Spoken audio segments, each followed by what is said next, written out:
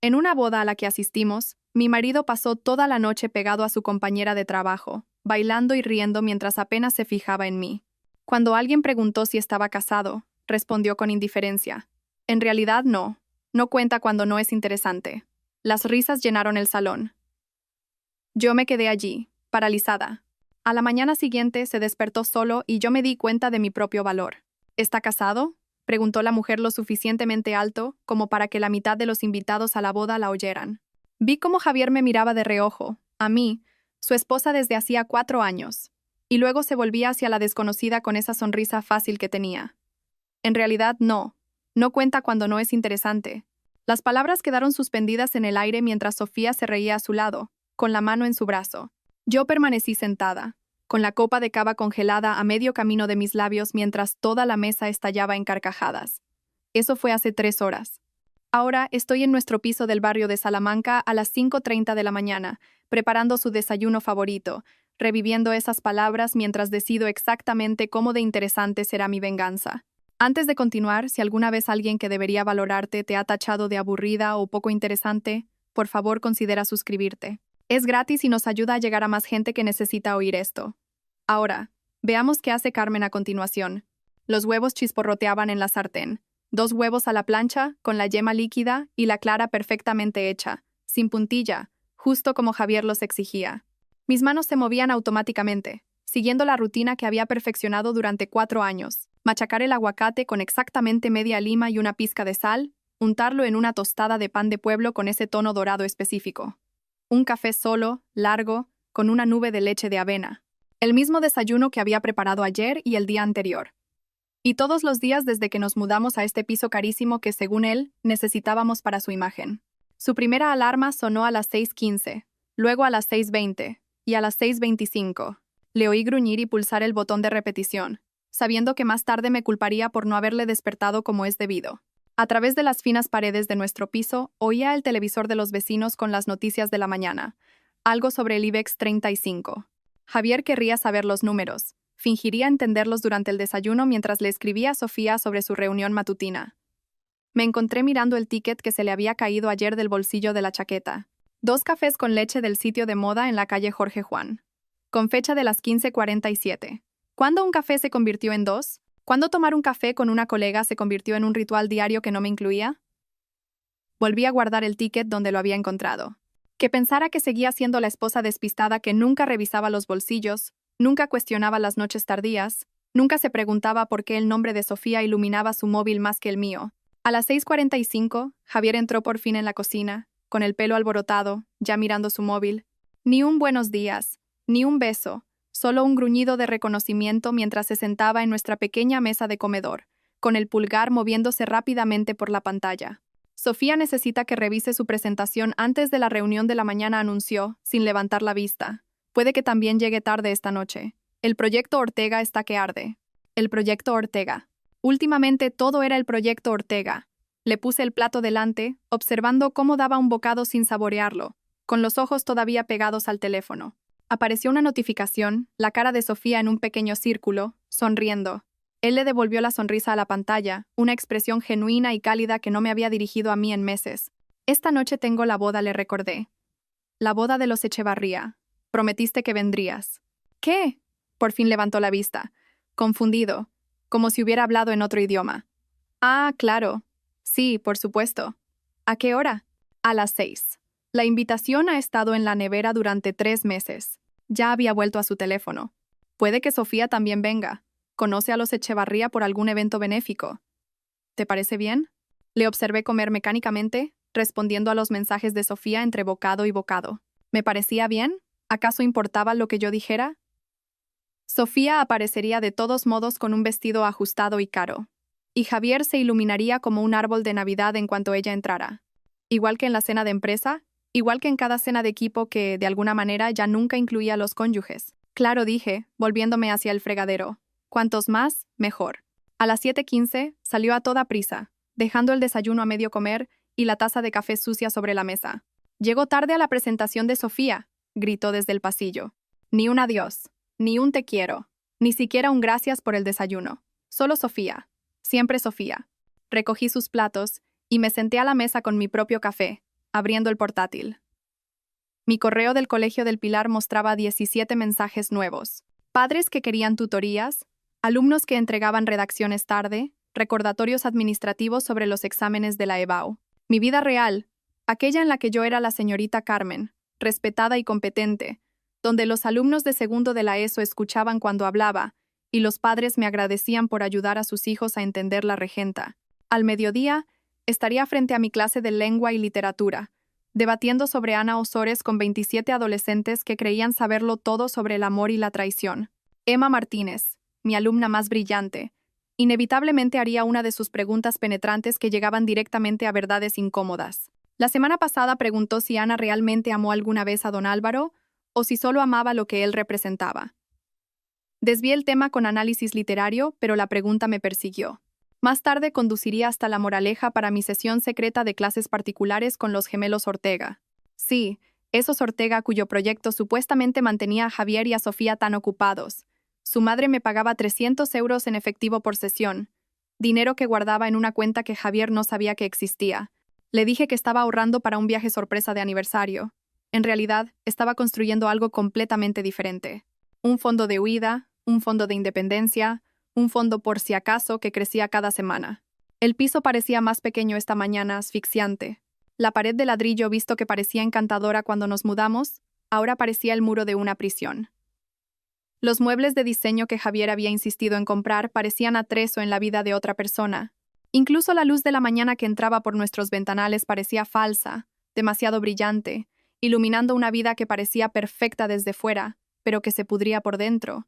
Cogí el móvil y miré el Instagram de Javier. Allí estaba ella, Sofía, en una foto de equipo de la comida de ayer. Sofía riendo en la celebración de un cumpleaños del que yo no sabía nada. Sofía, de pie junto a mi marido, en una conferencia a la que yo creía que había asistido solo. Sofía, Sofía, Sofía, la mujer que de alguna manera se había vuelto más presente en mi matrimonio que yo. Pero esta noche sería diferente. Esta noche, en la boda de los Echevarría, rodeados de gente que nos conocía como pareja, Javier tendría que reconocerme. Tendría que presentarme como su esposa, sentarse a mi lado en la cena, quizás incluso bailar conmigo si tenía suerte. Durante unas horas, yo existiría en su mundo como algo más que la mujer aburrida que le hacía el desayuno y pagaba la mitad de su alquiler. Cerré el portátil y me dirigí al dormitorio para elegir mi atuendo para la boda. El vestido de cóctel negro que colgaba en el armario serviría. Sencillo, elegante, apropiado. Javier lo miraría más tarde y diría, bien, sin mirar realmente, como decía todo últimamente. Bien, adecuado, aburrido. Pero mientras estaba allí, pasando los dedos por la tela, esas palabras de dentro de 3 horas resonaron hacia atrás en el tiempo. No cuenta cuando no es interesante.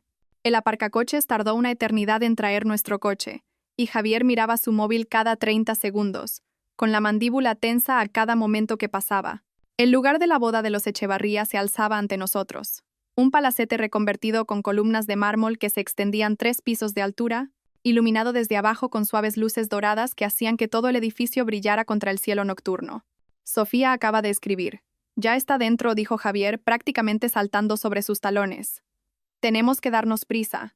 Me ajusté el vestido negro una vez más. La tela de repente parecía más barata de lo que me había parecido en nuestro dormitorio. Otras parejas llegaban. Las esposas con vestidos de tonos joya que captaban la luz, sus maridos ofreciéndoles el brazo mientras subían los escalones de piedra. Javier ya caminaba por delante, con el móvil todavía en la mano. Las puertas del salón de baile se abrieron para revelar un mar de mesas redondas cubiertas con manteles de color marfil, con centros de mesa de los que caían orquídeas y rosas blancas. Un cuarteto de cuerda tocaba algo clásico en una esquina. El tipo de música que hacía que todo el mundo bajara la voz y se sintiera más sofisticado. Vi caras conocidas de la oficina de Javier, de mis días de universidad, del barrio. Todos parecían pulcros, felices, emparejados. Carmen, Dios mío, por fin. La voz de Lucía rompió el murmullo de la conversación. Mi compañera de piso de la universidad apareció envuelta en seda verde esmeralda. Su marido, David, la seguía con 2 copas de cava. Me dio un abrazo que duró un segundo de más y se apartó para estudiarme la cara con esa clase de preocupación que significaba que mi corrector de ojeras no estaba haciendo su trabajo. «Tienes mala cara», Cielo susurró, con la mano todavía en mi brazo. «¿Va todo bien?» Antes de que pudiera responder, Javier ya estaba escaneando la sala por encima de mi hombro, con el cuerpo inclinado lejos de nuestra conversación. Lucía siguió mi mirada, observando a mi marido buscar entre la multitud con la intensidad de alguien que busca su equipaje perdido en el aeropuerto. «Está junto a la barra», ofreció David amablemente, sin darse cuenta del peso de sus palabras. «Sofía, ¿verdad? De tu oficina. Estaba preguntando por ti antes, Javier». La transformación fue instantánea. La cara de Javier se iluminó, sus hombros se enderezaron y de repente parecía el hombre con el que me había casado, animado, comprometido, presente, excepto que nada de esa energía se dirigía a mí. «Ahora vuelvo», dijo, ya en movimiento. «Solo tengo que ir a saludar». Lucía y yo le vimos serpentear entre la multitud, navegando entre mesas y grupos de invitados con determinación. David se excusó para buscar sus asientos, dejándonos a Lucía y a mí allí de pie como faros abandonados. «¿Cuánto tiempo lleva pasando esto?», preguntó Lucía en voz baja. «¿A qué te refieres?». La mentira salió automáticamente, aunque ambas sabíamos la verdad. Ella no insistió. En su lugar me cogió del brazo y me guió hacia la barra, charlando sobre sus hijos, su nuevo trabajo, cualquier cosa excepto lo obvio. Pero yo no estaba escuchando. Estaba viendo a Javier llegar hasta Sofía. El vestido carmesí debería haber parecido estridente en un mar de pasteles y azul marino, pero en Sofía parecía confianza, poder, todo lo que yo no era. Su pelo rubio caía en ondas que probablemente costaron más que todo mi atuendo. Cuando Javier se acercó, ella se giró hacia él como una flor que busca el sol, todo su cuerpo iluminándose con reconocimiento. Le vi ayudarla con su chal, una delicada prenda plateada que se le había resbalado de los hombros. Sus manos se demoraron allí, ajustando una tela que no necesitaba ajuste, mientras ella inclinaba la cabeza hacia atrás y se reía de algo que él decía. El sonido se extendió por el salón de baile, brillante y tintineante, atrayendo las miradas de otros invitados. El chiste interno de la reunión de ayer oí decir a Sofía mientras Lucía y yo nos acercábamos. «Deberías haber visto la cara de Peterson cuando dijiste aquello sobre las proyecciones trimestrales». Aquello sobre las proyecciones trimestrales. Tenían aquellos chistes internos. La reunión de ayer que probablemente se extendió a la cena de ayer y a las copas de ayer. La mano de Lucía encontró la mía y la apretó. Lo entendió sin palabras, como lo hacen las buenas amigas. Encontramos nuestra mesa, la número 12, escondida en una esquina con una vista parcialmente obstruida de la pista de baile. El marcador de sitio de Javier estaba junto al mío, pero su silla permaneció vacía durante el primer plato, los discursos y el primer baile. Cuando el DJ invitó a todos los invitados a unirse a los novios en la pista, Javier se materializó con Sofía a cuestas. «¿Están poniendo nuestra canción?», exclamó ella, y me pregunté cuándo habían desarrollado una canción. «¿Recuerdas de la cena de celebración del Proyecto Ortega?» El Proyecto Ortega. Todo siempre volvía al Proyecto Ortega. «Solo un baile», dijo Javier, sin preguntar realmente, ya llevando a Sofía. «No te importa, ¿verdad, Carmen?» ¿Me importaba? La pregunta quedó en el aire medio segundo antes de que se fueran, arrastrados por la multitud de parejas que bailaban. Les vi moverse juntos con una facilidad que hablaba de práctica. La mano de él sabía exactamente dónde posarse en la cintura de ella. Ella sabía exactamente cómo inclinar la cabeza para mantener el contacto visual mientras giraban. Un baile se convirtió en 2 cuando el DJ pasó sin problemas a otra canción lenta. 2 se convirtieron en 3 cuando Sofía pidió algo específico, pestañeando al DJ como si fueran viejos amigos. Para la 4ª canción, otros invitados habían empezado a darse cuenta. Las conversaciones se detenían a media frase. Los ojos seguían su movimiento por la pista. La madre de la novia, la propia señora Echevarría, me miró desde el otro lado de la sala y me ofreció una sonrisa compasiva que me sentó peor que la lástima directa. Para el 5º baile, había dejado de fingir que miraba el móvil y simplemente me quedé sentada, con el cava intacto, viendo a mi marido bailar con otra mujer mientras todo el mundo me miraba a mí mirándoles a ellos. Lucía había intentado conversar, pero incluso a ella se le había acabado la cháchara. Fue entonces cuando Begoña Echevarría descendió sobre nuestra mesa como un buitre perfumado con un traje de loewe. Querida se sentó en la silla vacía de Javier con la autoridad de alguien que posee cada habitación en la que entra. No creo que nos hayan presentado como es debido. «Soy Begoña, la madre de Susana. ¿Y tú eres?» «Carmen Rivera», logré decir. Fui a la universidad con Rebeca. Oh, qué encanto su voz sonaba de esa manera que tienen las voces cuando están destinadas a ser escuchadas. «¿Y ese hombre tan apuesto que baila con la rubia, está contigo?» Sentí que la sangre se me iba de la cara. Lucía empezó a interponerse, pero Begoña la apartó con un gesto. «Hacen una pareja preciosa», continuó Begoña, lo suficientemente alto como para que la mesa de al lado se girara a mirar. La forma en que se mueven juntos, como si llevaran años bailando. ¿Está casado, querida? La pregunta quedó suspendida en el aire como una espada a punto de caer. Pude ver a Javier y Sofía volviendo a la mesa, ambos sonrojados por el baile. La mano de Sofía, posesiva, en su brazo. Se reían de algo, con las cabezas juntas, completamente ajenos a la pequeña audiencia que se había reunido en torno a nuestra conversación. Bueno, presionó Begoña, su voz ahora llegando a 3 mesas de distancia. ¿Está casado tu apuesto amigo? Javier la oyó. Vi el momento en que la pregunta se registró. Le vi procesarla. Le vi mirarme a mí. Su esposa de 4 años, la mujer que le había apoyado mientras estudiaba su MBA en el IE, que se había mudado a Madrid por su carrera, que había pasado incontables noches sola mientras él trabajaba hasta tarde con Sofía. Sonrió. Esa sonrisa fácil y encantadora que me había enamorado de él en una cafetería hacía 6 años. En realidad no dijo, su voz resonando en nuestro rincón del salón. No cuenta cuando no es interesante. La risa estalló de inmediato. Sofía soltó una risita detrás de sus dedos manicurados. Begoña Echevarría prácticamente chilló de placer. La pareja de la mesa de al lado intercambió miradas cómplices.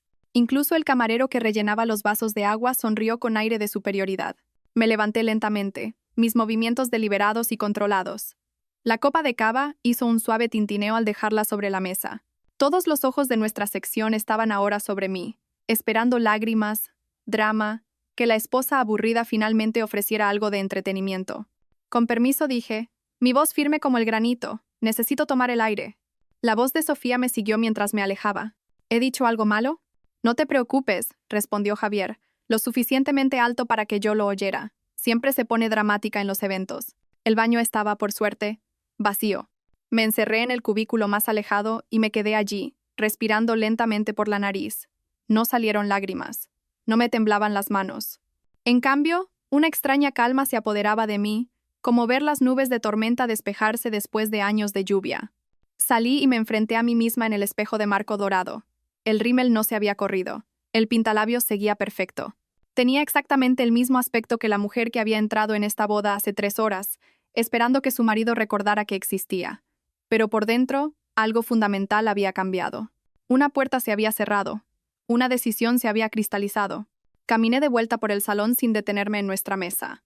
Javier estaba de nuevo en la pista de baile con Sofía, ambos riéndose de algo que había dicho el DJ.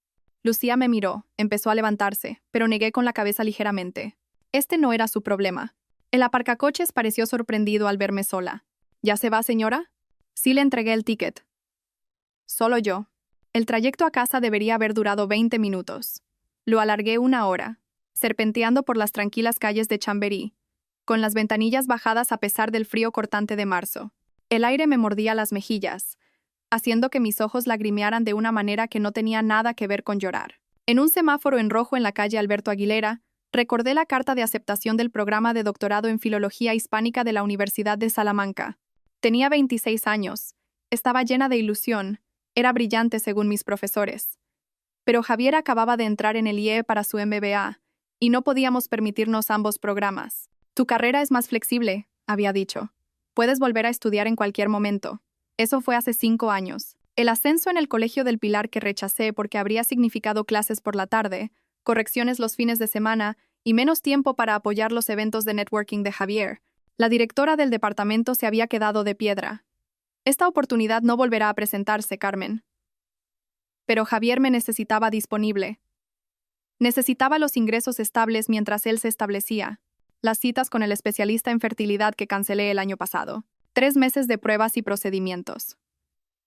Luego, el repentino anuncio de Javier de que no estaba preparado, que quizá nunca lo estaría, y que si no, debería centrarme en ser feliz con lo que teníamos. Había tirado los medicamentos, borrado el número del médico, fingido que mi cuerpo no se había estado preparando para algo que nunca llegaría. Cuando llegué a nuestro edificio, la extraña calma se había transformado en algo más duro, más frío. Propósito quizá, o simplemente la ausencia de esperanza que finalmente traía claridad. Nuestro piso estaba oscuro, silencioso, esperando. Me moví por él como un fantasma con una misión. En el dormitorio, saqué mi bolsa de viaje del armario, la que había comprado para una escapada de fin de semana que nunca hicimos. El collar de perlas de mi abuela fue lo primero que metí, envuelto en papel de seda. Luego sus pendientes a juego, el anillo de compromiso que llevó durante 60 años antes de dejármelo a mí. Del armario del salón, Saqué con cuidado la vajilla que también me había dejado. 12 servicios de la Cartuja de Sevilla que Javier había querido vender porque ¿quién necesita platos finos? Cada pieza fue envuelta en el plástico de burbujas que había guardado de los envíos de Amazon. Esos platos habían sobrevivido a la posguerra, a 2 mudanzas por todo el país. No se iban a quedar aquí para ver morir mi matrimonio. Mi portátil fue lo siguiente. Me senté en la mesa de la cocina y descargué sistemáticamente 3 años de registros financieros.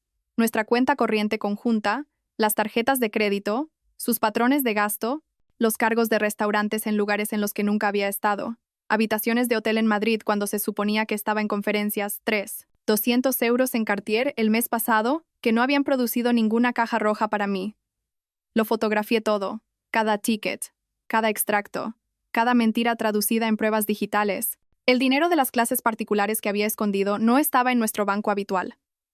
Durante 3 años, había estado depositando efectivo en una cuenta en una entidad completamente diferente, 27,000 euros de enseñar a adolescentes de familias adineradas cómo superar la EBAU mientras sus padres creían que me estaba convirtiendo en una persona más centrada a través del yoga.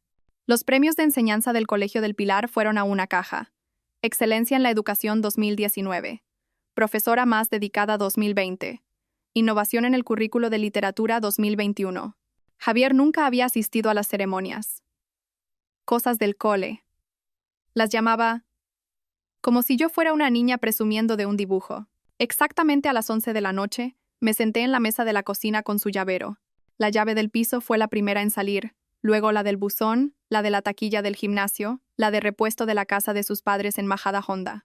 Seguí quitándolas hasta que solo quedó la llave de su coche, sola en la anilla como un signo de interrogación. Su portátil estaba protegido con contraseña, pero yo conocía todas sus contraseñas. Usaba las mismas 3 en rotación desde la universidad. Entré en nuestra cuenta de Netflix y cambié la contraseña. Luego, Movistar Más, HBO Max, Amazon Prime, el servicio de entrega del supermercado, la suscripción de kits de comida que él había insistido en que necesitábamos.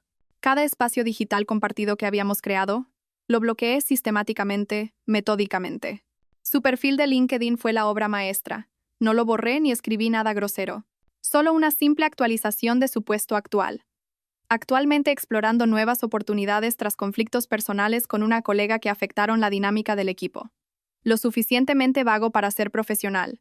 Lo suficientemente específico para levantar sospechas en cualquier reclutador que se molestara en comprobarlo. Encontré la tarjeta de visita que Marcos me había dado en la fiesta de empresa del año pasado.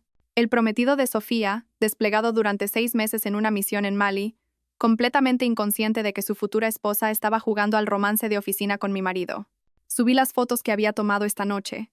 La mano de Javier en la cintura de Sofía, su cabeza echada hacia atrás en una carcajada. Los dos más cerca de lo que los colegas deberían estar. Escribí un asunto simple. Pensé que deberías ver lo que Sofía estaba haciendo en la boda de los Echevarría. Mi anillo de boda salió más fácil de lo que esperaba. 4 años llevándolo, y se deslizó como si nunca hubiera pertenecido allí. Lo coloqué en la almohada de Javier con una nota. Tenías razón. No contaba. No soy lo suficientemente interesante como para luchar por alguien que nunca fue realmente mío. A las 11:47 p.m., estaba entrando en el camino de entrada de la casa de mi hermana Clara en un pueblo de Asturias. La bolsa de viaje y las cajas de la vajilla seguras en mi maletero. La luz de su porche estaba encendida. Había estado esperando desde mi mensaje de texto de hacía 3 horas. Voy a quedarme. Ya te explicaré. Sin preguntas. Sin exigir detalles. Solo conduce con cuidado. La habitación de invitados está lista. El vino ya estaba decantándose en la encimera de su cocina cuando entré. Clara me miró a la cara y sirvió 2 generosas copas sin decir palabra. Nos sentamos en su mesa de madera maciza, la que había rescatado de un mercadillo y había pasado meses restaurando. Y finalmente, me permití exhalar. Dijo que no era interesante, le conté. En una boda. Delante de todos. Los nudillos de Clara se pusieron blancos alrededor de su copa de vino, pero solo asintió. Nunca le había gustado Javier. Lo había llamado agresivamente mediocre, después de conocerlo por primera vez. Debería haberla escuchado. Apagué el móvil por completo y dormí como un tronco en su habitación de invitados, rodeada de las colchas que hizo durante su fase de manualidades y el olor a lavanda de su jardín. Por primera vez en meses, quizás años, no soñé con nada. El asalto comenzó exactamente a las 7:03 a.m. Clara llamó suavemente, sosteniendo mi teléfono. Ha estado sonando sin parar desde las 6:30. 27 llamadas del mismo número. No es el número de Javier, sin embargo. Tomé el teléfono, vi el número desconocido de Madrid y supe de inmediato. Estaba llamando desde el portero automático del edificio, porque no podía entrar. Lo encendí y la pantalla explotó con notificaciones. 43 llamadas perdidas, 19 mensajes de voz, 67 mensajes de texto. El primer mensaje de voz tenía fecha de las 6:30 y 1 a.m. Carmen, ¿qué demonios le has hecho a las cerraduras? Esto no es gracioso. Estoy fuera de mi propio piso. Su voz era más confusa que enfadada, todavía en negación. El segundo, a las 6:45. En serio, esto es ridículo. Tengo una reunión a las 8. Arregla las cerraduras ahora. A las 6:52, el pánico se había colado. Mi tarjeta de crédito acaba de ser rechazada en el Starbucks. ¿Qué está pasando? ¿Has cancelado mis tarjetas? A las 7:01, rabia total. Estás loca. No puedes simplemente echarme y robar mi dinero. Esto es ilegal. Voy a llamar a la policía. Voy a llamar a un abogado. Te vas a arrepentir de esto, Carmen. Fengativa, locha. Borré el resto sin escucharlo. Clara se sentó a mi lado, leyendo los mensajes de texto por encima de mi hombro. La mayoría eran variaciones del mismo tema, exigencias, amenazas. Luego, enterrado entre ellos, uno de un número desconocido. Soy Sofía. No sé qué le has dicho a Marcos, pero lo has arruinado todo.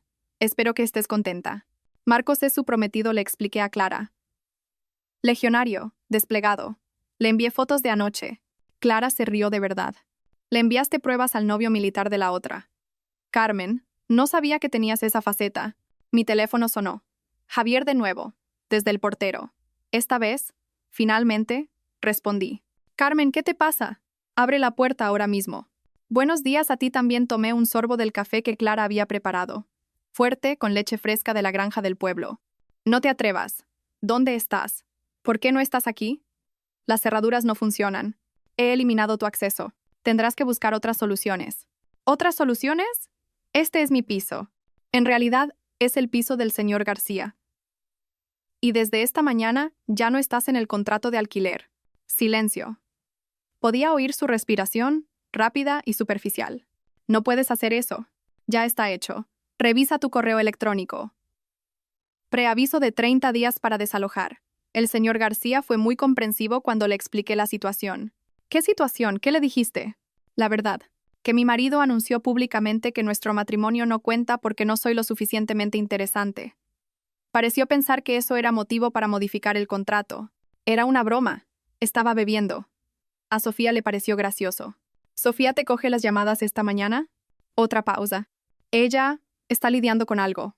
Marcos, ¿cómo le enviaste esas fotos a Marcos? Está desplegado. Está sirviendo a nuestro país y tú estás sirviendo a nuestro país mientras su prometida se codea con hombres casados. Merecía saberlo. Lo has arruinado todo. Mi reputación, mi trabajo. La gente interesante se ocupa de sus propios problemas, Javier. Tengo que irme. Mi hermana está haciendo el desayuno. Carmen, espera. Colgué y bloqueé el número del portero. Luego llamé al señor García yo misma. Señorita Carmen, su acento gallego era denso de simpatía. Le envié el correo como me pidió. 30 días y fuera. ¿Quiere que cambie las cerraduras de todos modos? No será necesario. Las cerraduras digitales ya están actualizadas. Bien, bien. Sabe, a mi mujer nunca le gustó. Decía que tenía ojos de serpiente. Ojos viajeros. A las 9 a.m. Mi teléfono vibraba con un tipo de llamada diferente. Lucía. Sin aliento por el cotilleo. Carmen, no te lo vas a creer. David me lo acaba de contar. Trabaja en RRHH. ¿Recuerdas? Sofía ya ha hecho esto antes. 3 veces. En su anterior empresa, causó una demanda por acoso sexual entre 2 ejecutivos casados que se peleaban por ella. La empresa la trasladó a Madrid para evitar el escándalo. Me sentí más recto. Lo ha hecho antes. Es como su modus operandi. Se fija en hombres casados en puestos de poder, crea estos líos emocionales, y luego se hace la víctima cuando todo explota. David dice que ya había papeleo iniciado para trasladarla a la oficina de Lisboa porque alguien presentó una queja el mes pasado. No sobre Javier, sobre su comportamiento con otro gerente casado. Javier era solo otro objetivo. El más fácil, probablemente. David dice que todos en la oficina sabían lo suyo. Las reuniones hasta tarde, las comidas, los mensajes constantes. Sofía aparentemente le dijo a la gente que estabais separados, que el matrimonio ya estaba acabado. No estábamos separados. Le hice el desayuno ayer por la mañana. Lo sé, cielo. Lo sé. Pero aquí viene la mejor parte. Marcos apareció en su oficina hace una hora. Mi taza de café se congeló a medio camino de mi boca. ¿Qué? Consiguió un permiso de emergencia, voló desde Mali durante la noche, entró en las oficinas del centro con un fajo de correos electrónicos y fotos impresas. David dice que seguridad tuvo que escoltar a Javier fuera porque Marcos estaba dispuesto a, bueno, ya sabes, los militares no se andan con tonterías. ¿Javier está bien? ¿Por qué te importa? Pero sí, está bien. Humillado, pero bien. Sofía, sin embargo, lo ha dejado tirado completamente. Les dijo a todos que Javier la había estado acosando agresivamente, que ella intentó mantener los límites profesionales, que se sintió presionada porque él era su superior. Me dejé a reír. Está alegando que él la acosó, modo víctima total. RRHH va a iniciar una investigación. Javier ha sido suspendido mientras se revisa el caso. Y Sofía ya está haciendo las maletas para Lisboa. Resulta que ese papeleo de traslado solo necesita una firma. Pensé en Javier de pie en el portal de nuestro edificio esta mañana, excluido de la vida que había dado por sentada. Sus tarjetas de crédito muertas, su reputación desmoronándose, su amante abandonándolo para salvarse a sí misma. La esposa aburrida que él despreció había desmantelado toda su existencia en menos de 12 horas. Carmen, ¿sigues ahí? Sí, aquí estoy. ¿Cómo te sientes? Consideré la pregunta. ¿Cómo me sentía? ¿Vindicada? ¿Satisfecha? ¿Vacía? Interesante, dije finalmente. Me siento interesante. Lucía colgó después de prometer mantenerme al día sobre el drama de la oficina, y me quedé sentada en la cocina de Clara, sintiéndome extrañamente hueca a pesar de la vindicación. Clara estaba en el trabajo, daba clases de yoga en un estudio en el centro, dejándome sola con mis pensamientos y el incesante zumbido de mi teléfono. El nombre de Inés Mendoza apareció en la pantalla. La madre de Javier. Había estado esperando esta llamada desde aproximadamente 30 segundos, después de que Javier descubriera que estaba fuera. Dejé que sonara hasta el buzón de voz 2 veces antes de responder finalmente a su tercer intento. Carmen, su voz estaba cargada de lágrimas, dramática de esa manera especial que solo Inés podía lograr. ¿Qué le has hecho a mi pobre niño? Hola, Inés. Está sin casa, sin trabajo. Me llamó desde el teléfono de un desconocido porque el suyo está sin batería. Pasó la noche en su coche. En su coche, Carmen. Tiene un coche. Eso es más de lo que tienen algunas personas. ¿Cómo puedes ser tan cruel después de todo lo que hemos hecho por ti, acogiéndote en nuestra familia? Inés, tu hijo le dijo a una sala llena de gente que nuestro matrimonio no cuenta porque no soy lo suficientemente interesante. Hubo una pausa. Podía oírla respirar, calculando su siguiente movimiento. Los hombres dicen cosas que no sienten cuando beben. Ricardo una vez me dijo que me parecía a su madre con un vestido determinado. ¿Acaso lo eché de casa? No, porque el matrimonio consiste en perdonar. Ricardo, el padre de Javier, que había tenido 3 amantes que Inés conocía y aún pretendía que no habían ocurrido. El lema de la familia Mendoza debería haber sido: la responsabilidad es opcional. No estaba borracho, Inés. Quería decir cada palabra. Estás tirando 4 años por un comentario. Eso es infantil, Carmen. Los matrimonios tienen altibajos. Se superan. Como superaste lo de la secretaria de Ricardo, o el monitor de tenis, o esa mujer de su club de lectura. Silencio. Luego, ¿cómo te atreves? Me atrevo porque estoy harta de fingir que la disfunción es normal. Javier aprendió del mejor, ¿no? Que las esposas deben aceptar las migajas de respeto que sus maridos les arrojan. Me colgó. 20 minutos después, llamaron mis propios padres. Había temido esto más que el teatro de Inés. La foto de contacto de mi madre, nosotras en la última Navidad, ambas sonriendo, me revolvió el estómago. Cariño, comenzó mi madre, su voz cuidadosamente neutral. Nos ha llamado Javier. Por supuesto que lo hizo. Nos explicó el malentendido en la boda. ¿Malentendido? Declaró públicamente que no era lo suficientemente interesante como para contar como su esposa. La voz de mi padre se unió a la llamada. Debía de estar en altavoz. Carmen, cariño, los hombres a veces dicen tonterías, pero tienes que preguntarte, ¿te esforzaste lo suficiente para mantener su interés? Las palabras cayeron como agua helada. ¿Perdona?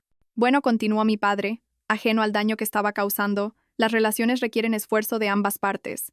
Quizás te acomodaste demasiado, dejaste de esforzarte. ¿Cuándo fue la última vez que le sorprendiste? ¿Te arreglaste para él? Le hacía el desayuno todas las mañanas a las 5:30. Le apoyé durante su MBA. Renuncié a mi doctorado por su carrera. Pero, ¿seguiste siendo interesante? Presionó mi padre. Los hombres necesitan emoción, un desafío. Quizás esta mujer, Sofía, simplemente le ofreció algo que tú no. Mi madre intervino. ¿Habéis considerado la terapia de pareja? La doctora Brennan, ¿la recuerdas de la parroquia? Salvó el matrimonio de los Miller después de la infidelidad de él. Esto no va de salvar nada, dije, con voz plana. Se acabó. No seas precipitada, dijo mi madre. Estás alterada. Tómate un tiempo. Piensa en tu futuro. Tienes 32 años, Carmen. Empezar de nuevo a tu edad no es fácil. Mejor que quedarse con alguien que me humilla públicamente. ¿De verdad? Preguntó mi padre. ¿Mejor que trabajar en tu matrimonio? ¿Mejor que admitir que quizás ambos cometisteis errores? Colgué. Me temblaban las manos. No de tristeza, sino de rabia. Mis propios padres, las personas que me criaron, pensaban que debería haberme esforzado más por ser interesante para un hombre que me estaba siendo infiel emocionalmente con su compañera de trabajo. Clara entró durante mi tercera copa de vino esa tarde. Me miró a la cara y dijo: «Los padres creen que debería haberme esforzado más por mantener su interés». Ella resopló, sacando comida de una bolsa de la compra. «¿Recuerdas cuando lo pillé en vuestra boda?» Levanté la vista. «¿Qué?» «Nunca te lo conté. Por mantener la paz, ya sabes. Pero en vuestra boda, tu propia boda, lo vi acorralando a mi amiga Melissa junto a los baños, con la mano en la pared junto a su cabeza, inclinándose, diciéndole que tenía unos ojos preciosos. Mi copa de vino se detuvo a medio camino de mi boca. En nuestra boda. Le dije que se apartara. Se rió. Dijo que solo estaba siendo amable. Pero Melissa estaba incómoda. Se fue temprano por eso. Nunca diste nada». Clara se sentó frente a mí, con el rostro serio. ¿Me habrías creído? ¿Estabas tan feliz? Tan segura de que era el hombre de tu vida. Y pensé, quizás solo era el cava de la boda. Quizás lo malinterpreté. No quería arruinarte el día con sospechas. Durante años susurré, 4 años de señales que ignoré. Mi teléfono vibró. Un correo electrónico de Javier. El asunto. Por favor, lee. Importante. En contra de mi buen juicio, lo abrí. Carmen, sé que estás enfadada, pero lo que estás haciendo es destructivo e innecesario. Sofía no significaba nada. Solo era una amiga que entendía mi estrés laboral. Tú siempre estabas tan centrada en tu enseñanza, tus alumnos. No entendías la presión a la que yo estaba sometido. Dije una estupidez en la boda, sí. ¿Pero no has dicho tú nunca algo que no sentías? Tenemos 4 años de historia, un piso, una vida. No lo tires todo por la borda porque estás dolida. Estoy dispuesto a perdonarte por las cerraduras, el dinero, la humillación en mi oficina. Podemos empezar de nuevo, pero tienes que detener este comportamiento vengativo ahora. Javier. Lo leí 2 veces, maravillándome de las piruetas mentales necesarias para convertirse a sí mismo en la víctima. Estaba dispuesto a perdonarme por responder a su humillación pública. El delirio era casi impresionante. Esa noche una notificación de nuestro banco me heló la sangre. Gran retirada de ahorros conjuntos. Entré inmediatamente. 3.000 euros transferidos esta mañana, luego otros 2.000 esta tarde. Estaba vaciando lo que quedaba antes de que pudiera detenerlo. Llamé al banco, pero me explicaron que, como titular de una cuenta conjunta, tenía todo el derecho a retirar fondos. A menos que pudiera probar un fraude, cosa que no podía, el dinero se había ido. Revisé 3 meses de extractos, estudiándolos de verdad por primera vez. Cargos en hoteles de Madrid durante conferencias que supuestamente eran en otras ciudades. Cuentas de restaurantes para 2, siempre 2, en lugares en los que nunca había estado. Entradas de teatro, de conciertos, incluso un fin de semana de cata de vinos en La Rioja, el mes pasado, cuando había dicho que iba a visitar a su hermano. Hice capturas de pantalla de cada cargo sospechoso, cada recibo de hotel, cada cena para 2 a la que nunca asistí. El viaje a La Rioja fue lo que más dolió. Yo había pasado ese fin de semana ayudando a una amiga profesora a preparar su aula para el nuevo curso, mientras Javier supuestamente estaba estrechando lazos con su hermano en el País Vasco. El archivo de pruebas en mi portátil se hizo más grueso con cada mentira descubierta. Mi teléfono sonó justo cuando terminaba de documentar los últimos 3 meses. Número desconocido de Madrid. Hola, Stravi Vera. Soy Begoña Echevarría, la reina del cotilleo de la boda. Me preparé para otra ronda de humillación. Begoña, querida, te debo una disculpa, su voz era diferente, más suave, sin su habitual toque teatral. Lo que pasó en la boda de Susana fue inconcebible. Yo provoqué esa situación, y lo siento profundamente. No supe qué decir. Begoña Echevarría nunca se había disculpado por nada en su vida. Sin embargo, continuó. Pensé que deberías saber que varios invitados grabaron el incidente con sus teléfonos. El vídeo está circulando por la alta sociedad de Madrid. Alguien añadió un pie de foto. ¿Cómo no tratar a tu esposa? Tu marido se ha vuelto bastante famoso. ¿El video está circulando? Como la pólvora querida, en la cena del hospetón anoche, fue de lo único que se habló. La reputación de esa tal Sofía está igualmente destruida. Por supuesto. Ir a por un hombre casado en una boda. ¡Qué descaro! Hizo una pausa. Y luego añadió en voz baja. Llevo 43 años casada, Carmen. Ricardo tiene sus defectos, pero nunca, ni una sola vez, ha dejado de reconocerme como su esposa. Lo que hizo tu marido no solo fue cruel, fue cobarde. Te mereces algo mejor. Y francamente, debería haberlo dicho en la boda en lugar de avivar el fuego. Gracias, Begoña. Te mantendré informada de cualquier novedad. La sociedad madrileña tiene una larga memoria para escándalos como este. Colgó, dejándome atónita.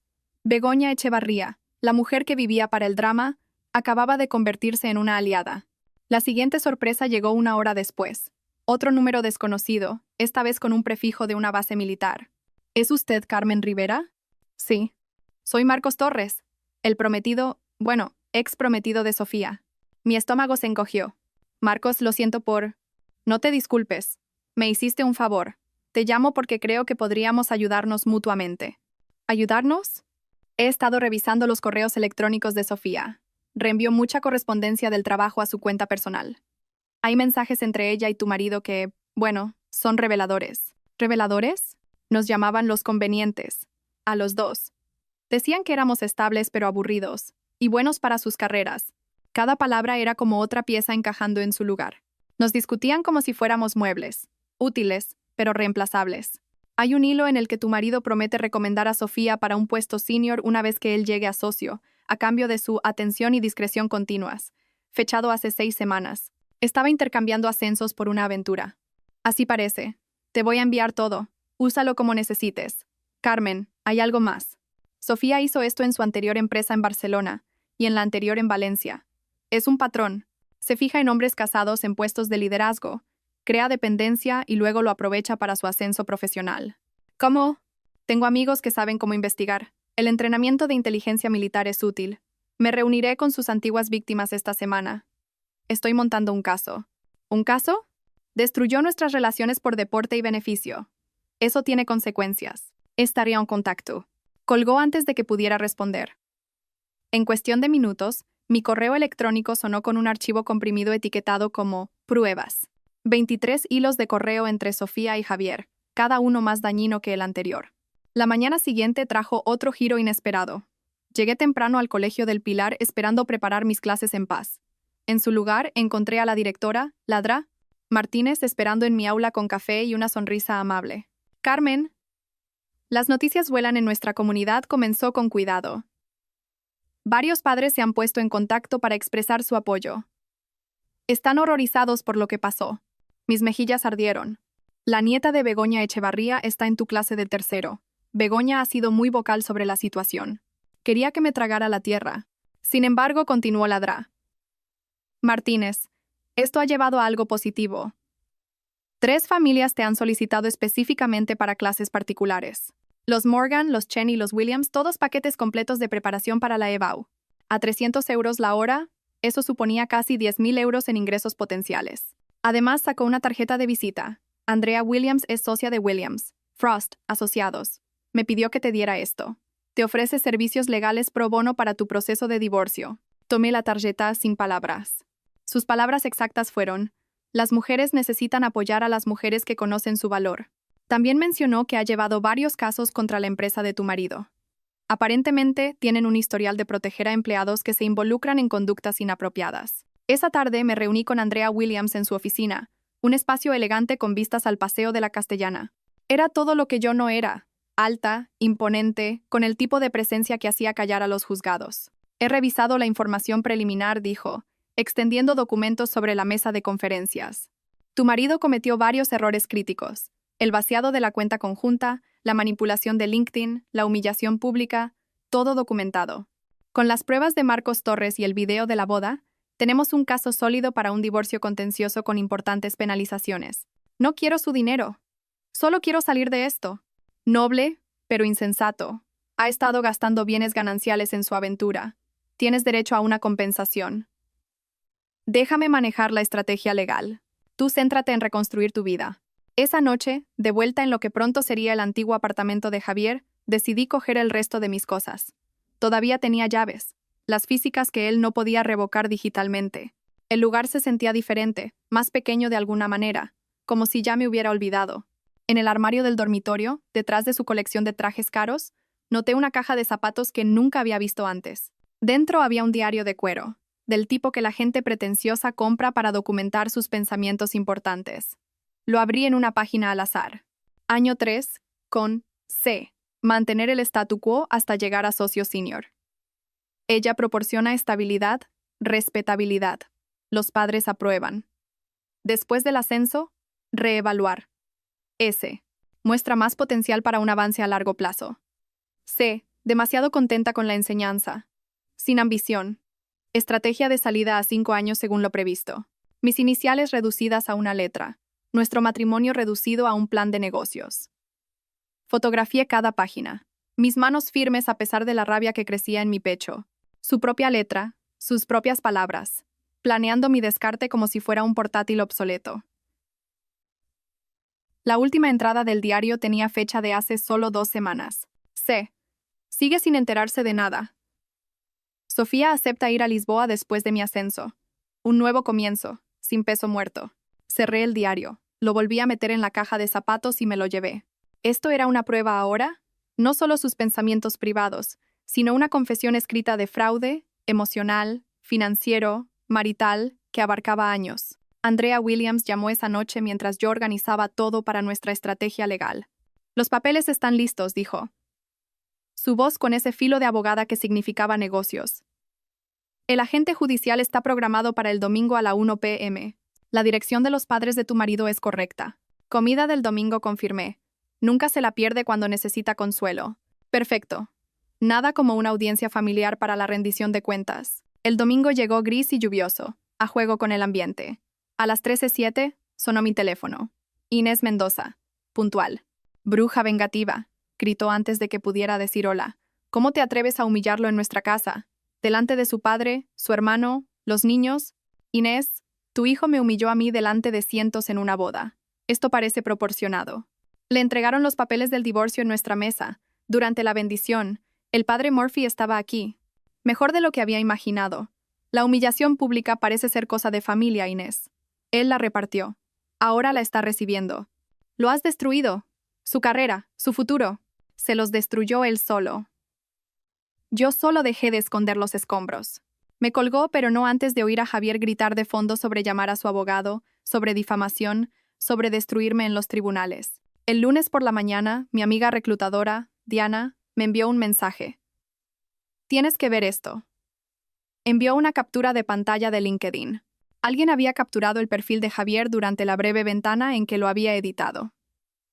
Actualmente explorando nuevas oportunidades tras conflictos personales con una colega que afectaron la dinámica del equipo. La captura de pantalla circulaba por las redes profesionales de Madrid, con el video de la boda adjunto. Los comentarios eran brutales. Por esto necesitamos mejores políticas de RRH.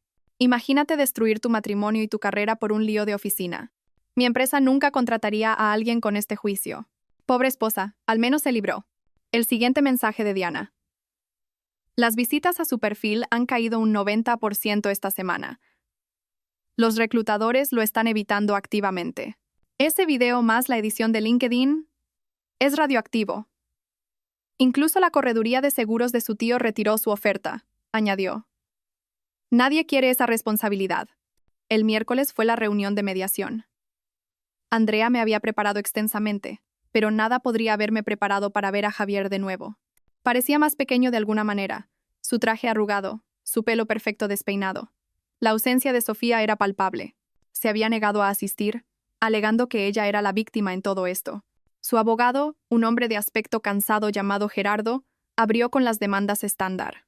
Mi cliente busca una división limpia de bienes, 50/50, y una pensión compensatoria dado el mayor potencial de ingresos de la SRA.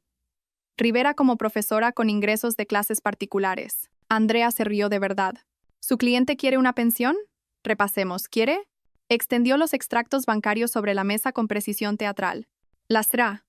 Rivera pagó el 70% de los gastos del hogar durante el MBA del señor Mendoza. El 70%. Resaltó línea tras línea con un marcador amarillo. Alquiler, facturas, comida, incluso los pagos de su préstamo estudiantil. Todo mientras mantenía su puesto de profesora y aceptaba clases extra para mantenerlos. Esa fue una inversión mutua en su futuro, empezó Gerardo. Un futuro que él planeaba abandonar. Andrea sacó el diario, fotocopiado y encuadernado como un documento judicial. Página 47. Fechada hace 18 meses. 3 años más hasta ser socio, luego estrategia de salida de C. Página 63. La estabilidad de C. Es útil para la apariencia de hombre de familia asentado. Importante para el Partnership Senior. Página 89. Sofía muestra más promesa para una dinámica de Power Couple. La cara de Gerardo palideció. La de Javier se puso roja. Eso es privado. Me lo robó. Su cliente documentó su intención de cometer fraude matrimonial, continuó Andrea, usando a su esposa para estabilidad financiera y social mientras planeaba abandonarla. El nombre de Sofía aparece. Hizo una pausa para dar efecto 247 veces en estas páginas. Eso es aproximadamente una vez cada 3 días durante 2 años. «Esto es ridículo», explotó Javier. «Ella no contribuyó en nada. Yo estaba construyendo nuestro futuro mientras ella jugaba con niños de segundo de la ESO. Está resentida porque encontré a alguien realmente interesante». Señor Mendoza, interrumpió la mediadora. Una mujer severa llamada jueza Chen acaba de admitir la infidelidad en el acta. Andrea sonrió como un tiburón. ¿Le gustaría que habláramos de los 47.000 euros de bienes gananciales gastados en esta mujer interesante? ¿Hoteles, cenas, joyas de Suárez? Eso era para clientes. ¿La cliente Sofía Vargas? Porque estos recibos muestran 2 cenas, siempre 2, en restaurantes donde las SRA. Rivera nunca estuvo presente. Gerardo susurró urgentemente a Javier, pero él ya no escuchaba. Me echó de casa. Cambió mi LinkedIn. Destruyó mi reputación. Tú destruiste tu propia reputación, dije, hablando por primera vez. Mi voz era firme, tranquila. Yo solo dejé de encubrirte. Antes de que pudiera responder, el teléfono de Andrea vibró. Lo miró, y su sonrisa de tiburón se ensanchó. ¡Qué oportuno! Sofía Vargas acaba de emitir un comunicado a través del departamento de RRHH de su empresa, leyó desde su teléfono. Las persistentes insinuaciones del señor Mendoza crearon un ambiente de trabajo incómodo.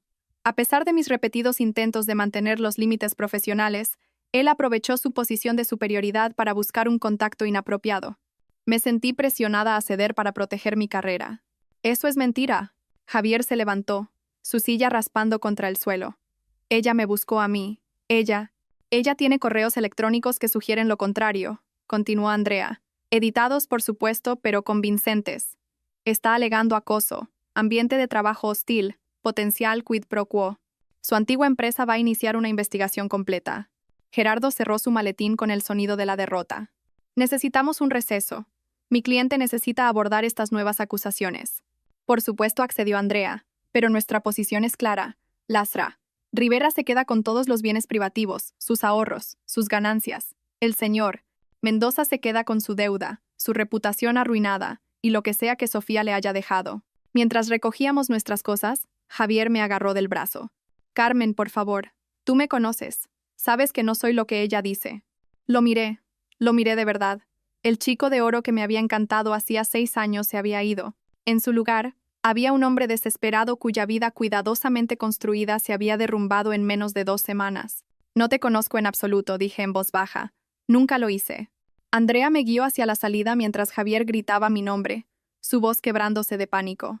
El sonido nos siguió por el pasillo, resonando en las paredes de mármol que habían presenciado 1000 matrimonios rotos, pero probablemente pocos tan completamente destruidos como el nuestro. Fuera del edificio, Andrea se volvió hacia mí.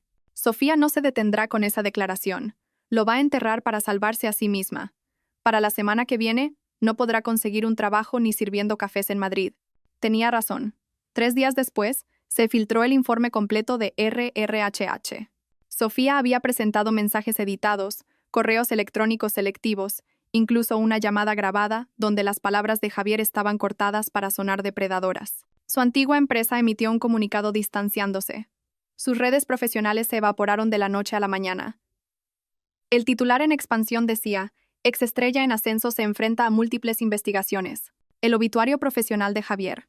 Doblé el periódico y lo dejé en la mesa de la cocina de Clara, sin sentir nada más que un alivio distante, como oír hablar de una tormenta que pasó sin tocar tu casa. Habían pasado 6 meses desde esa reunión de mediación. El divorcio era definitivo. Había mantenido mi apellido de soltera, Rivera, en todo excepto en los papeles oficiales, así que volver a él fue como ponerme unos zapatos cómodos que había olvidado que tenía. Asturias se había convertido en mi hogar de una manera que Madrid nunca lo fue. Había encontrado un pequeño apartamento con ladrillo visto y vistas a la montaña, empecé a dar clases en un colegio privado local y construí una cartera de clases particulares que me permitía elegir a mis clientes. Los martes por la mañana me regalaba un café en El Tostadero, una cafetería donde nadie conocía mi historia, y el barista simplemente me llamaba la profe a la que le gusta la espuma extra. Ese martes en particular, estaba corrigiendo redacciones cuando una voz familiar me hizo levantar la vista. «Carmen, Dios mío, eres tú». Begoña Echevarría estaba allí con un abrigo de lana color burdeos, un poco fuera de lugar entre los lugareños asturianos con sus forros polares. Begoña, dejé mi bolígrafo rojo. «¿Qué te trae por aquí?» «Visitando a mi hermana». «Se jubiló aquí el año pasado», señaló la silla vacía frente a mí. «¿Puedo?» Asentí, curiosa a pesar de mí misma. Begoña se acomodó con su té, sus ojos brillando con ese destello particular que significaba cotilleo fresco. «Supongo que no te has enterado de las novedades. Ya no sigo mucho las noticias de Madrid». «Oh, pero tienes que oír esto», se inclinó conspiradoramente. «Javier está viviendo en su habitación de la infancia, en casa de sus padres en Majadahonda. Inés le dice a todo el que quiera escuchar que se está reagrupando y considerando sus opciones. Tomé un sorbo de mi café con leche esperando. Está trabajando en el concesionario de coches de un amigo de su tío. No vendiendo coches, archivando papeles en la trastienda. ¿Te lo puedes imaginar? De presentaciones de consultoría a archivar garantías de automóviles. Es un gran cambio», dije neutralmente. «Y está saliendo con alguien nuevo». Inés la describe como sencilla pero dulce, que en el idioma de Inés significa que está horrorizada pero desesperada porque él siga adelante. La chica tiene 23 años, trabaja en un salón de uñas. Se conocieron cuando le hizo la manicura a Inés. 23 años, apenas salida de la universidad. Sentí una pizca de lástima por la chica, pero no lo suficiente como para advertirla. Aprendería. ¿O no?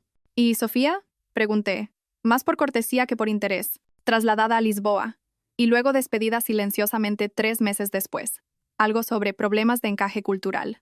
Lo último que oí es que estaba de camarera intentando empezar un blog de estilo de vida. Begoña terminó su té y se fue con besos al aire y promesas de mantener el contacto que ambas sabíamos que estaban vacías. Volví a mis redacciones, el bolígrafo rojo moviéndose sobre páginas que hablaban de la obsesión de Ana Osores y lo que significaba perseguir sueños imposibles. El jueves por la tarde fue la reunión de claustro del Colegio del Pilar por videoconferencia. Había mantenido mi puesto allí, enseñando a distancia 3 días a la semana. No habían querido perderme, y el acuerdo funcionaba perfectamente. Antes de terminar, anunció Ladrá: «Martínez, tengo una noticia maravillosa. La Junta ha aprobado nuestra recomendación. Carmen Rivera, ¿aceptarías el puesto de jefa del Departamento de Lengua y Literatura?» Mis colegas estallaron en felicitaciones a través de sus diversas pantallas. Era un puesto que nunca había considerado perseguir cuando estaba gestionando el ego de Javier, asegurándome de no tener nunca demasiado éxito, de no ser demasiado visible, de no ser nunca más consumada que él. «Es un honor», dije, sintiéndolo. «Gracias. Tus propuestas de currículo innovadoras fueron extraordinarias», continuó Ladrá. «Martínez, particularmente el proyecto interdisciplinario con el Departamento de Historia. Un trabajo brillante. Brillante, no aburrido, no poco interesante. Brillante». Esa noche estaba haciendo la cena cuando sonó mi teléfono. Número desconocido, prefijo de Madrid. Casi no respondo. Luego, la curiosidad ganó. «¿Carmen? ¿Carmen Rivera?» «Sí. Soy Jake Morrison. Fui compañero de piso de Javier en la universidad». Mi mano se apretó en el teléfono. «Jake, te debo una disculpa. Una enorme. Debería haberte advertido hace años». «¿Advertirme?» «Sobre Javier. Sobre cómo hablaba de ti». La voz de Jake sonaba tensa, culpable. Solía presumir de tener una esposa de repuesto. Decía que eras perfecta para la imagen que necesitaba, lo suficientemente inteligente como para impresionar a la gente, pero demasiado aburrida para dejarle. Demasiado agradecida de tener a alguien como él como para causar problemas. Cada palabra confirmaba lo que ya había deducido, pero oírlo de otra persona todavía dolía. Decía que las mujeres aburridas eran perfectas para el matrimonio porque nunca tendrían opciones. Siempre serían leales porque ¿quién más las querría? Debería habértelo dicho en la boda. Debería habértelo dicho en la fiesta de compromiso. Pero el código de tíos y toda esa basura tóxica, ¿por qué me lo dices ahora? Porque oí lo que te hizo, lo que dijo en esa boda, y me di cuenta de que mi silencio me hizo cómplice. No te merecías nada de eso. Tu venganza no fue crueldad. Fue simplemente devolverle el mismo nivel de respeto que él te había mostrado. Gracias, dije en voz baja, por decírmelo. Hay más. Ha estado llamando a viejos amigos, tratando de pedir dinero prestado, buscando contactos laborales. Todo el mundo lo está evitando. Él se lo buscó, pero todavía te culpa a ti. Dice que destruiste su vida por una broma. Una broma. 4 años de matrimonio reducidos a un chiste, y todavía lo llamaba una broma. El sábado por la tarde, asistí a una presentación en la librería Cervantes, nuestra librería local independiente. El autor hablaba de ficción histórica, entrelazando historias de mujeres olvidadas que habían cambiado la historia desde las sombras. Me senté en la última fila, con un cuaderno en la mano, genuinamente absorta. Excelente pregunta, dijo el autor a alguien en la primera fila, sobre la agencia de mujeres que parecían no tener poder. Profesor Shaw, ¿le gustaría abordar eso desde una perspectiva histórica? Un hombre se levantó, alto, de unos 40 y pocos años, barba canosa, con una chaqueta de tweed que debería haber parecido pretenciosa pero que de alguna manera no lo hacía. Su respuesta fue reflexiva, matizada, aportando ejemplos de su propia investigación. Me encontré inclinándome hacia adelante, cautivada por su perspectiva. Después de la presentación, estaba hojeando la sección de historia cuando una voz a mi lado dijo: «Estabas tomando notas muy serias ahí detrás. ¿Interés de investigadora?» El profesor Shaw estaba allí, sosteniendo una pila de libros que sugerían que era un cliente habitual. Ambas cosas admití. Doy clases de lengua, pero siempre busco conexiones históricas para hacer la literatura más relevante. Su rostro se iluminó. Enfoque interdisciplinario. Brillante. Soy Daniel, por cierto. Daniel Shaw. Carmen Rivera. Hablamos durante 20 minutos sobre libros, enseñanza, los desafíos de hacer que la historia importe a los estudiantes modernos. Escuchaba atentamente. Hacía preguntas de seguimiento. Se rió de mi observación sobre los adolescentes que piensan que todo lo anterior a 2010 es básicamente la edad de piedra. ¿Te gustaría, quizás, continuar esto con un café?, preguntó. Conozco un sitio que hace los mejores cafés con leche de la zona. Me encantaría. Si esta historia de dulce venganza te hizo apoyar a Carmen, dale al botón de me gusta ahora mismo. Mi parte favorita fue cuando Carmen dejó el anillo de bodas en la almohada de Javier con esa nota devastadora, sabiendo que se despertaría a una vida completamente desmantelada. ¿Cuál fue tu momento favorito? Suéltalo en los comentarios de abajo. No te pierdas más historias emocionantes como esta. Suscríbete y activa la campanita de notificaciones para no perderte ninguna actualización.